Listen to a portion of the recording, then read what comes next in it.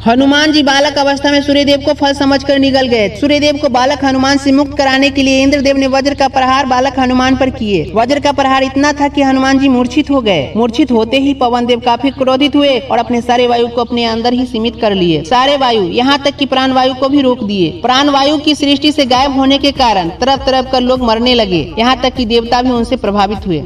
अब आगे जानेंगे बालक हनुमान को कौन फिर से मूर्छित से सुरक्षित किया, उनकी किस बात ने सारी देवताओं को प्रभावित किया और उन्हें इसी घटनाक्रम में ही कौन कौन सी शक्ति प्राप्त हुई। चलिए विस्तार से जानते हैं। वायु जब संसार से खत्म हो गई तो हाहाकार मची और वायु के देव पवन देव को सभी देवतागण ढूंढने लगे। पवन देव की काफी खोज हुई पर उन्हें कहीं नहीं पाने के कारण इस समस्या को लेकर सभी देवतागण ब्रह्मा जी के पास गए। ब्रह्मा जी को मालूम हो गया कि पवन देव अपने सारे वायु समेत एक गुफा में बैठे हैं। इंद्रदेव, विष्णु जी, महादेव, सूर्यदेव, अग्निदेव, वरुण देव, चंद्रदेव, यमराज, शिल्पीकार विश्वकर्मा जी, कुबेर देव आदि सभी देवतागण उस गुफा में पहुंचे, जिस गुफा में पवन देव और उनके मानस पुत्र बालक हनुमान मूर्छित अवस्था में पड़े थे। पवन देव से ब्रह्मा जी पूछते हैं, पवन देव आप यहाँ क्या कर रहे हैं? सृष्टि में हाहाकार मची हुई है, सारे लोग मर रहे हैं, यहाँ तक कि देवतागण भी इस घटना से बुरी तरह प्रभावित हुए हैं। आप तो जानते ही हैं जीवन के लिए वायु जरूरी है। ब्रह्मा जी के इतना बात सुनते ही पवन देव बोले, इस सब के कारण इंद्रदेव है। तो इंद्रदेव ने कहा, क्या कह रहे हैं पवन देव, मैं कैसे इसका कारण हूँ? इंद्रदेव से पवन देव बालक हनुमान की ओर इशारा करते हुए बोले, ये मेरा पुत्र है, इसे आप जानते हैं, इसका प्राण आप ही ने लिया है, क्या आपको शोभा देता है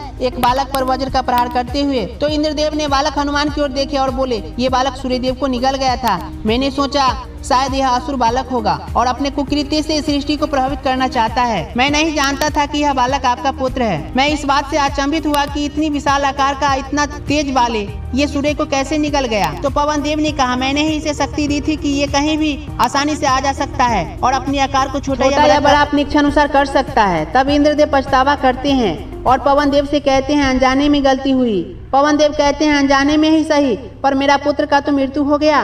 ब्रह्मा जी कहते हैं, नहीं, ये मरा नहीं है, ये सिर्फ मूर्छित है, सुरक्षित किया जा सकता है। इंद्र ने बालक हनुमान का मूर्छित भंग किए। बालक हनुमान का जैसा ही मूर्छित भंग हुआ वो उठ खड़े हुए। सभी देवता को पाकर वो आश्चर्य प्रकट करते हुए बोले पवन देव से, पिताजी मैं यहाँ कैसे, ये सब कौन है? तब पवन देव बीती सारी बात बालक हनुमान को बताते हैं और कहते हैं, तुम जो फल समझकर खा गया था वह सूर्यदेव थे और उन्हें मुक्त कराने के लिए इंद्रदेव तुम पर वज्र का प्रहार किए थे, जिसे तुम मूर्छित हो गया था। जब सूर्यदेव की ओर बालक हनुमान देखे तो अपने आप को कोसने लगे और बोले, मैं भी किसे फल समझकर खा लिया था जिसे लोग अपने जीवन में आगे बढ़ने का प्रेरणा लेते हैं, मैं बड़ी मूर्ख हूँ। बालक हनुमान की बात सुनकर सभी देवतागण उनके भोलेपन से प्रभावित हुए और उन्हें वरदान देने बारी बारी चालू किए।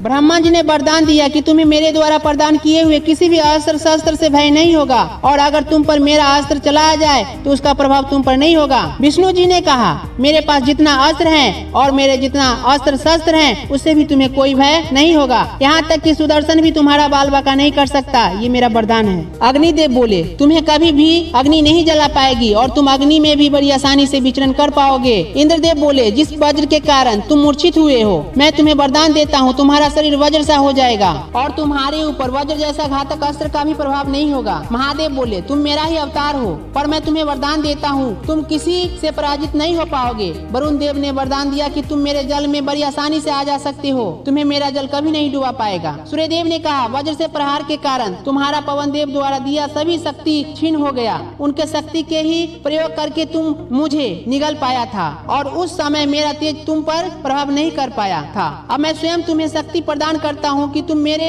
समीप क्या मेरे लोक में बड़ी आसानी से आ जा सकती हो, मेरा तेज तुम पर कभी प्रभाव नहीं डालेगा। यमराज ने कहा, मैं तुम्हें यह आशीर्वाद देता हूँ कि तुम्हें मेरे पास यमपास से भी कोई भय नहीं होगा। कुबेर देव ने कहा, ये लो गदा, ये अलौकिक गदा है, अभी तुम बालक हो तो ये छोटा है, पर तुम्हारा जैसे जैसे शरीर का आकार बढ़ेगा ये गदा भी बढ़ता जाएगा और इसे तुम्हारे अलावा कोई भी धारण नहीं कर पाएगा और तुम अपना इच्छा अनुसार शरीर छोटा या बड़ा भी कर पाओगे। विश्वकर्मा जी आशीर्वाद देते हुए कहा, मेरे द्वारा निर्मित जितने भी अस्त्र शस्त्र हैं उसका तुम पर कोई प्रभाव नहीं होगा और आप सब बहुत सारे लोग जानते होंगे कि जितना भी बड़ा बड़ा अस्त्र है सभी का निर्माता बनाने वाला विश्वकर्मा जी हैं और इस तरह उन्हें कई सारे वरदान प्राप्त हुए। अंत में बोलिए जय श्री राम।